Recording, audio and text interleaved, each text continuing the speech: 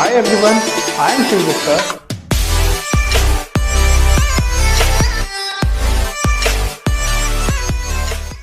Good morning and welcome to Understanding E-commerce. We're here today with Shiv Gupta from Incrementors Web Solutions. Shiv, how are you? I'm great, Mike. Thanks for having me here. Absolutely. Today we're going to talk about lead generation. So, Shiv, give us a little bit of a background about you and your company. We are into digital marketing space. I'm into this industry from the past 12 years, and my agency is almost a decade old. So we are into search and optimization, pay-per-click, and internet marketing overall in general, right? Email automation, all those sort of things. That's what we do. And so, why do most of your customers or most people find lead generation so difficult? Most of the customers they find lead generation so difficult because they only focus towards the lead generation, and that is the problem which I'm seeing these days. They don't think about providing any value to the people who are visiting their blog or reading their articles, right? Or if someone is downloading a PDF from their website, like they don't care about how well that PDF is written, right? All they care about is we just need to get a lead for our sales team. So that's the problem. When you focus only towards the lead generation, and at that point of time, instead of being customer centric, you start thinking about seller centric. And when you think about in that sense, then the problem starts. When you start only thinking in terms of generating leads, then at that point of time you stop providing the value. And as soon as that happens, it becomes very difficult task to generate a lead. And even if you generate a lead, right, the sales cycle would be very long, or it would become very difficult for you to generate sale from the leads which you have generated. For instance, in some of the cases, a lot of people they give you a PDF to download. In return, they take your name and email ID, right? And then they start spamming you your email ID. And upon checking, upon doing further analysis, and most of the agencies we work with, what we have seen is the conversion ratio is around 0.1%, right? So that means you are spending $10 or $15 for each download, for each email ID. So after spending $1,000 to $1,500, you are not even able to generate a proper sale. On the other hand, if you are providing value, to them, then the person keeps on coming to your website, they keep on learning from you, and once that process starts, right, whenever they need a solution for their problem, when they are looking for an external help, they are always going to come to you, right? And this is the exact game changer, how a person should think, and right now what marketers are thinking. Yeah, I mean, one of the things that we see, and we're always amazed that companies are still doing this, is they'll run a promotional campaign where there's an opportunity to win, an iPad or some other thing.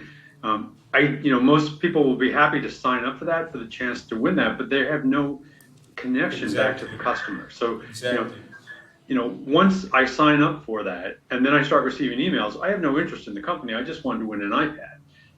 So it's really about connecting. If you're going to use a giveaway, it's really about connecting, the value proposition in the giveaway so that you can figure out whether the companies are looking for something that's related to what you might ultimately want to sell them. So how do you convince your clients to follow a more value proposition or a customer-centric approach to lead generation? So it is all about giving them a new perspective. For instance, you talked about that they put a giveaway on their social media and people win iPads and iPhones. You know why that happens? This thing happens because the owner has given a target to marketing rep to generate more number of likes, more number of comments, and more number of subscribers.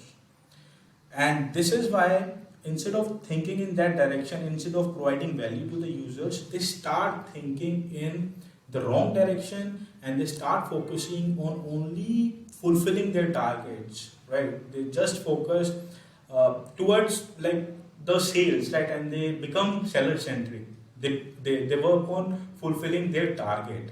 So in this case, when we talk to our client and tell them, see, even if you generate these types of leads, right, you will not just be spending your hard-earned money, you will be spending a lot of your time, not just in that campaign, but once you get that email lead, then into the email automation, right, in nurturing that lead, and after that in the sales process, and which in most of the cases won't even happen successfully, right? So you spend a lot of your time, you spend a lot of your efforts, your money, right, which doesn't make much sense. So once we have this open conversation with our clients, that's the time when they actually understand, and then they start like looking at things with a different perspective. And in fact, Mike, I don't even blame people or my clients for this. The reason is this used to work, like this is what we have learned from the past 20 years, right? People, we used to just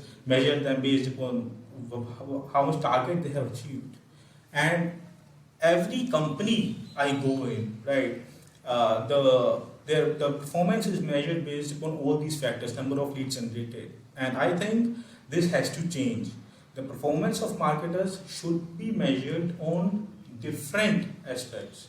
That's what needs to be done. So after doing it with a couple of clients, I've seen that there are newer things which needs to be done. For instance, the performance of marketers should be measured based upon the customer acquisition cost, right? I mean, I would agree. One of the, we're genuinely excited when our customers are starting to look at metrics versus just putting stuff out there. But then we have to take it to the next level, which is understanding what are the right metrics to look at. Because as we've indicated, simply driving traffic, and if that is the sole metric that you're using to understand success, I can drive 1,000 people, to a site, but if none of them converts, who cares? Right. So understanding, what is the conversion cycle. So, ideally there's probably a funnel, so you have to put a lot in the top, but we also want to understand sort of how do we move people through that conversion funnel, and how do we ensure that, I would rather have 100 people enter the funnel that, let's call them warm leads versus just sort of cold leads, where there's a greater likelihood that I'm going to convert them. So, how do you change that mentality or do you help educate your customers of understanding, the conversion process? That's a very good question, Mike. So basically, for that, all the marketers, they need to be highly customer centric, right? For this, whenever I have a conversation with any marketers of any agency or my own marketers, we just talk about one formula, which is GIVC, which is genuine interest and value creation. So whenever we are doing something, we should be genuinely interested towards the person who is going to use that thing, and we need to create value for them, right? So for instance, we are into digital marketing. We write blogs, we create videos, we create them in so much depth that we don't even want or encourage them to hire us. We give so much information that if they are ready and if they want to do it themselves, they can go in, learn it from there, and do it all by themselves. Now, here the magic begins. See, we have tons of tasks to do, right? Everyone is overwhelmed. We all are very busy. We live in a very busy world. So when they see that, yes, this agency or this person has provided this much value, they know their shit. So guess what? When they want to use an external help, who they are going to hire? Yeah, I mean, we understand that as well. We provide, a lots of educational content. One, it helps the customer understand where they should be focusing. And the reality is, once they've gone through the content, there will be a percentage that will do that themselves, but there will also be a greater percentage that will realize, wow, this is hard, and I should probably hire someone. So, part of educating them in the process is helping them understand, how complicated the process is, how complicated SEO is, how complicated lead generation is. So do you have any particular tips when it comes to lead generation, whether it be, a specific social media platform, or other tips where folks can begin the lead generation process? Yeah. So whenever we talk about lead gen process, first thing is that you need to make sure that you are like delivering your promise. So for instance, if I'm taking your email in return of a PDF, then I need to make sure, or maybe in return of a course, then I need to make sure that the PDF or that course justifies taking their email ID and name in return, right? It should not be like I just provided a crappy course or a crappy PDF, and in return I just got their email ID and name to pass that over to my sales team so that they could start the sales process. Correct. So the first step is make sure whenever you are taking some information or if you are trying to generate a lead, you deliver what you promised, because based upon that they are going to judge you. Based upon that, they'll perceive you whether you are an industry expert or what type of company you are. Are you an ethical company or you were just fooling them around? Yeah, and to lead them to that particular form or something, right? What I have seen is most of the agencies, they just run and to sell their stuff, right? For that top 3% hot lead, only for that. But instead of that, to generate the leads, agencies should run ads for their case studies, telling them a problem and how they actually solved that problem, and run it for them. Because when your potential buyer will see that case study, they will be able to relate themselves and they'll be able to see, yes, they have done it, they have achieved it, and this was the exact methodology which they used. So if you want to do it yourself, go ahead, no one is holding you back. And if you want some external help, we are always here. Either you can contact us or any agency out there. But guess what? Since you provided that information, since you are a legit company, since you are so much concerned about their growth, they are always going to come to you. And that's when the demand generation plays a very big role. And then once you're able to collect this information, is this a one-off effort, or do you then engage in a drip campaign? Ideally, we should not put them into a drip campaign. We should still leave them out there and nurture them in different genuine ways by constantly providing them value.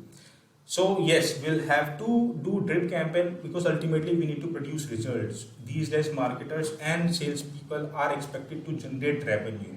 No one talks about anything else.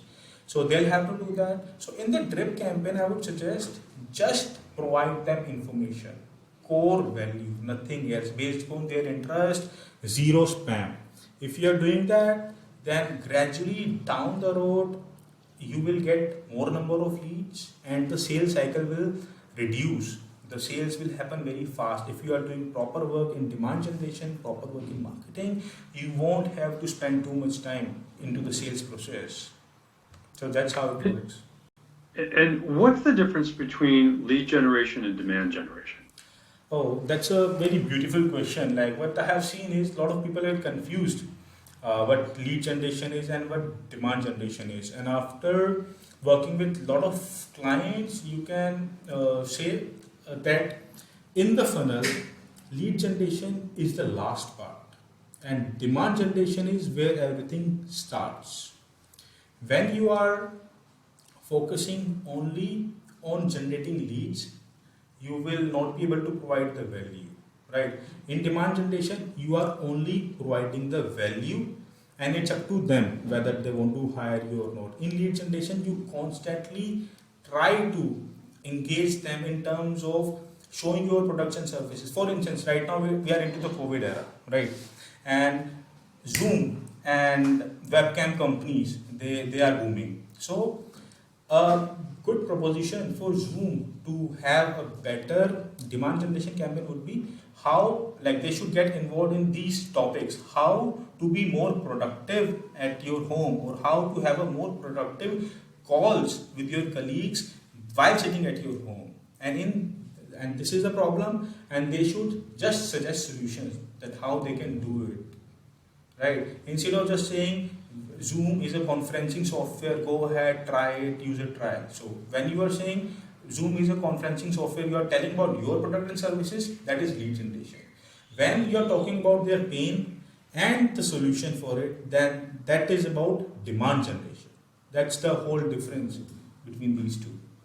And then what is the connection with both lead generation, demand generation into CRO? So how do we take those leads that we've now collected and then move them through the process so they turn into customers? So demand generation comes first and lead generation comes after that.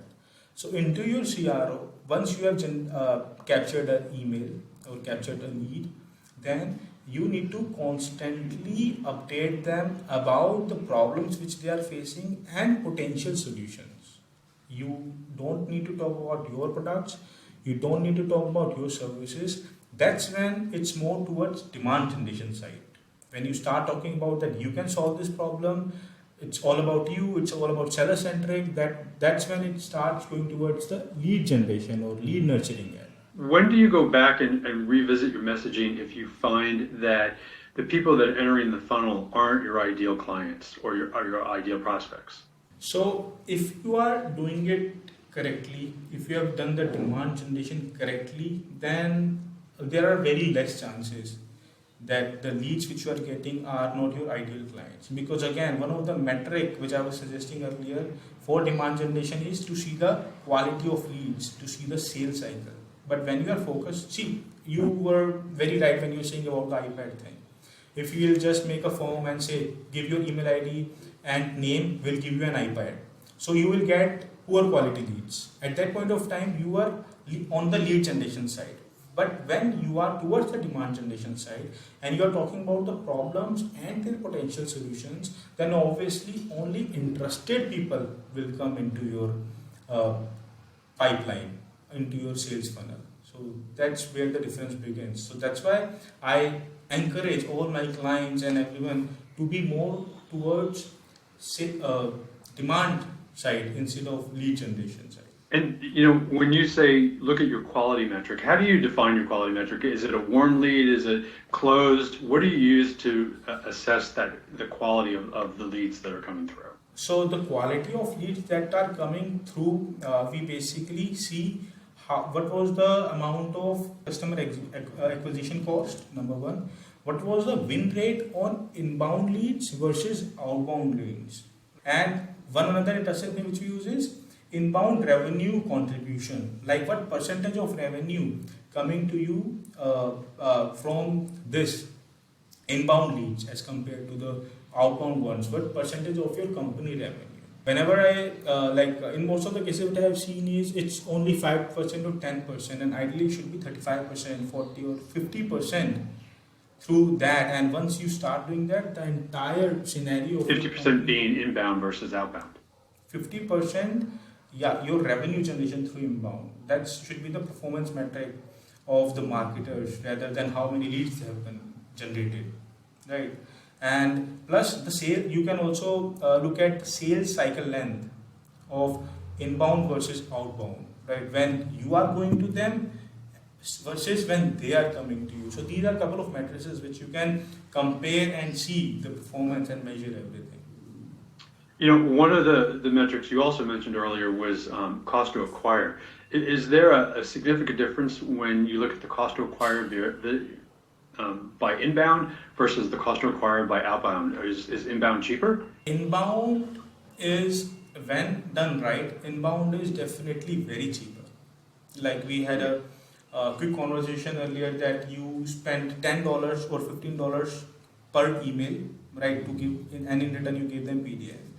You received 1,000 email IDs, right? So you probably spend $1,000 to $1,500 for that, and in return you get only one lead or maybe not even a single lead, because you were only focused towards getting their emails and your messaging was not correct. You were not helping. You were not perceived as a legit company, and that entire money and time and efforts, everything went into vain. On the other hand, if you have done it right, then even with lesser amount of money, you will be able to generate a higher quality of leads, better quality of clients who are actually interested in buying from you. I was going to say, one of the challenges that we often see is when we start to talk about cost to acquire, long-term value, churn, and things like that, these are metrics that most, small business owners don't understand.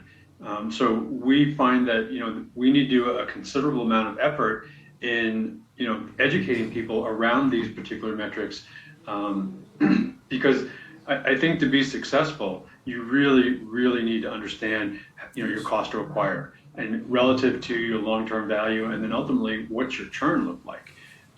Do you guys focus on churn at all? Yeah, churn is basically the amount of customers that don't renew or choose to leave for whatever reason. So for us, we'll focus on those three things because one, we want to acquire new folks, obviously, so that's the acquisition. We want to make sure, as you mentioned earlier, that if we're spending $1, we're making $3. So we're looking at the long-term value versus the cost of acquisition. But we also want to understand, how many people are leaving, because if we have a large churn, say 10%, that means that every 10 months our entire customer base is turning over, which means that's very expensive because we have to acquire new customers to fill them back into the funnel. So, where are you as far as how do you help people, learn what these metrics are, understand what they are, so they're looking at the right metrics? So, when you talk about churn rate, there are a couple of things which we have implemented in our organization, right? Or even if you talk about sales, sales is always a conversation with someone, right? You have a good conversation with someone, and at the end, it's just about whether they work with you or not work with you. You don't need to be too pushy, you don't need to be too sleazy, and it all happens in a natural way. Similarly, once you have done a proper sales, once you have set the expectations right, then the customer understands. So it all starts from the sales, right? You cannot just say yes to everything, whatever the client was asking, just to get a new client. Right, you need to have a proper conversation and you need to set expectations right. Once that is done, all the client cares about is a good relationship and results. In most of the cases, I have seen that companies are providing the results, but still their clients leave them, right? Because they found someone $1 cheaper. So if you have a good relationship, if you have a good conversation throughout the course of your relation with them, it makes a huge difference. So what we have done is we have created a lot of touch points with our clients. We have literally created a sheet with wow factors. What are the things which we can communicate with the clients? What are the surveys? When those surveys will go right on the first day to set the expectations right after the end of the first week, after the end of the first month. So these are all the touch points which keeps updating us how the client is feeling, whether they are getting proper reports, whether they are getting proper explanation of the things, in which direction they want to move forward. So these touch points play a huge role to make sure that your churn ratio is good, because you get to know the issue before the client leaves and you can take the right action to fix that problem if there is one. And overall, if you are proactively doing things, you won't even have to face a problem or face such high churn percentage. And when you're working with clients with regard to inbound marketing, how do you work with them to help them define market segmentation so that they can figure out where their ads should appear, in front of whom? Yeah, very, very good question. So for this, what we do is we sit down with the clients and ask a couple of questions and encourage them to make them sit with their current buyers. So we encourage them, first we explain them that we need to create an exact buyer persona.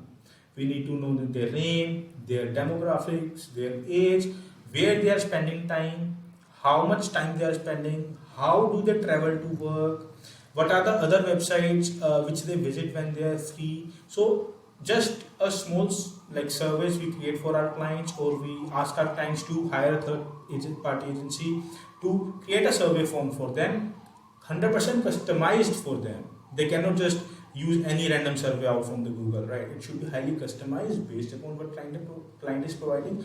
After that, sending that survey to their actual customers, and once they fill out, we get huge amount of high quality data, and based upon that we decide whether we should spend money on Facebook or on LinkedIn, or maybe it should be a Forbes or entrepreneur.com or any other website, because wherever your ideal customers are spending time, you should be visible there. So based on the collection of that data, we make decisions and we run our campaigns, we run our ads. If you want to do guest blogging, that's where we'll be doing. So that's how it all comes into play. And when it comes to the buyer personas, are you helping your clients build these personas, or are you relying sort of on them doing it themselves? No, we have a proper process, proper sheet, right? So like if they want to print it out, they can. If like, we have in Excel format as well as if they want to do it digitally, and then literally make them set and answer all that questions. If client is busy, then we ask them to come on a call and they dictate and we write. But we literally need proper buyer persona before starting a successful campaign. Otherwise, 3 months, 6 months down the road, everyone will be unsatisfied and unhappy. Correct. So you need to start it right to make sure that the campaign is successful. And one of the questions that we routinely get asked is, how do they decide, what their marketing budget should be? Yeah. So the marketing budget majorly is different for all different types of clients and scenarios. So how we suggest is we start by some testing and we do competitor research. Based upon that, we see what are the places where they are running the ads, what are the places where how much they are spending, what are all the areas, because there are tools out there through which you can get this data. Once that is done, then we suggest the initial budget to our clients and start running the campaigns around it with smaller budgets. And once we see what type of return or what type of activities we are getting, based upon that we increase the budget on certain platforms and decrease the budget on other platforms. That's how it all begins. But yeah, there is no exact answer to this question that budget should be this. It depends. That's why we get it all the time, because people are always asking, and it's one of those there isn't an answer. There's approaches, but there's not necessarily a magic answer to that. So if people go through this exercise and you work with them and they do the market segmentation, you help them create valuable or customer-centric content, what kind of improvement can they expect in their lead generation or demand generation?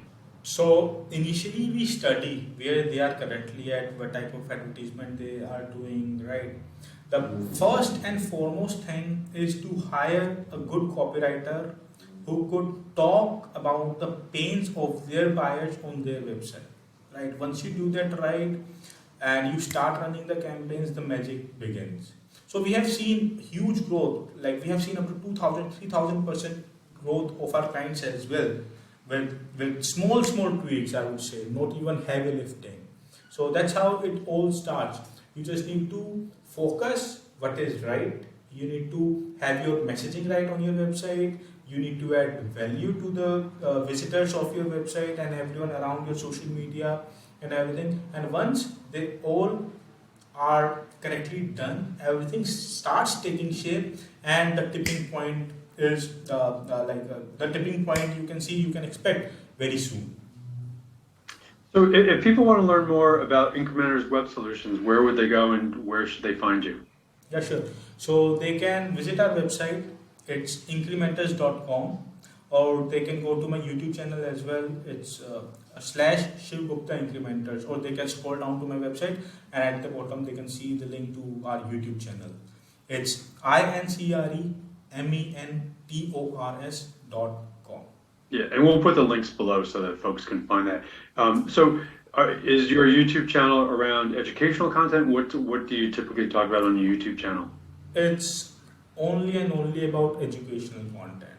We just, like as we talked here in the last 30-40 minutes, it's all about generating value for them, how they can fix the problem, or if there's a marketer who wants to learn, they can come and they can learn new things, new strategies around digital marketing, lead generation, demand generation, all that stuff. And what are some of the new areas that you think you'll be focusing on in 2022? So, in some of the areas where we'll be focusing on 2022 is that we are going to leave the typical search engine optimization behind, right, where it used to be just keyword based, and we are focusing only providing value. So everywhere, whenever we do any type of marketing for our clients, it won't be solely towards for the backlinks or something. It should be high quality content. It should make someone's life better, right? You should be making a difference. So we are just moving from the older mindset to a newer mindset to just provide value and start doing better things, make this world a better place to live in. And are you looking at different mediums? Like, are you podcasting? Obviously, you're YouTubing, so you're using video marketing. So are these starting to become more prevalent over, blogs and things like that? Yeah, exactly. So podcasting, we have started encouraging our clients to start doing podcasting in their industry. Then there is help a reporter route, right? We are helping reporters into their news articles. So if they like your answer, they'll be putting it, like talking about you as well into their article, or because you are the source of that. So those sort of things. So and we are trying to make a channel so that if client wants to publish themselves in a magazine or in bigger websites, so they should be able to do that very easily. And are you doing anything with voice? The voice search optimization, exactly. Even my last podcast was related to voice search optimization. In fact, this entire year we were highly focused towards voice search optimization, and we are heavily involved in that already. Great. Shiv, we very much appreciate your time this morning. We look forward to some great things from you. Again, we will add those links below so that folks can find your YouTube channel as well as your website. And we look forward to great things with you. Thank you very much. All right. Thanks a lot, Mike. Have a great day. It was nice talking to you. Likewise.